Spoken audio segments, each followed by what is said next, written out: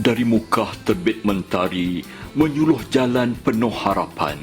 Seorang guru menabur bakti, jasa hidupnya dalam kenangan. Cikgu Muhammad Saleh bin Hatim, pendidik yang membawa makna amanah, ilmu dan pengorbanan. Perjalanan beliau bermula di bumi Mukah, Sarawak, dari SK St. Patrick Mukah ke SMK Three Rivers, seterusnya SMK Rosli Dobi, Sibu. Beliau membina asas ilmu dan jati diri. Tahun 1987, beliau melangkah ke Maktab Perguruan Rajang Bintangor Sarike.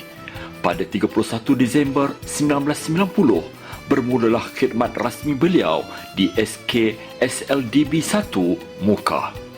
Amanah demi amanah digalas, daripada penolong kanan 1 hingga menjadi guru besar SK Kampung Sau Mukah.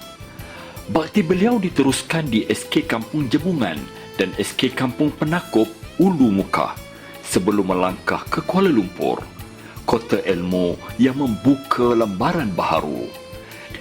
Di sana, beliau memperkukuhkan ilmunya dalam pengurusan teknologi di Maktab Teknik Kuala Lumpur, melanjutkan pelajaran ijazah pertama di UiTM. Lalu beralih daripada dunia sekolah rendah ke medan sekolah menengah di Sekolah Menengah Kebangsaan Seri Permaisuri, Sekolah Menengah Kebangsaan Dato' On Kuala Lumpur dan Sekolah Menengah Perempuan Jalan Ipoh.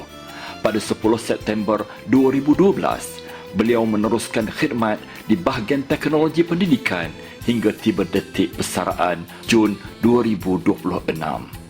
Padi menunduk di tengah laman. Tanda berisi indah sekali. Budi Tuan jadi ingatan. Jasa Tuan kekal di hati. Terima kasih Cikgu Muhammad Saleh bin Hatim. Selamat bersara.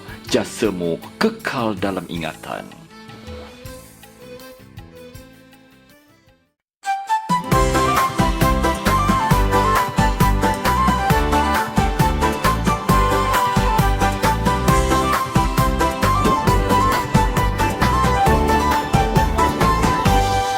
Kawan kami, ini kawan saya, baik budi, baik bahasanya,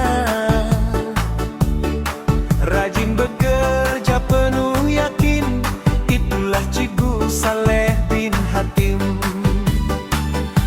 Dari Sarawak ke Semenanjung, budi ditabur, amanah dijunjung, sekali guru selamanya guru, walau di mana ilmu.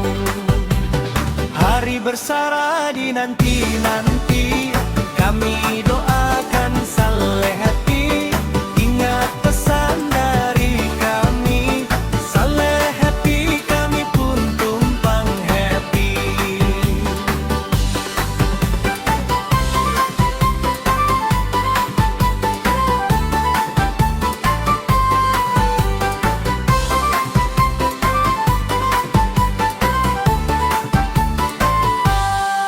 Kawan kami, ini kawan saya, baik budi, baik bahasanya, rajin bekerja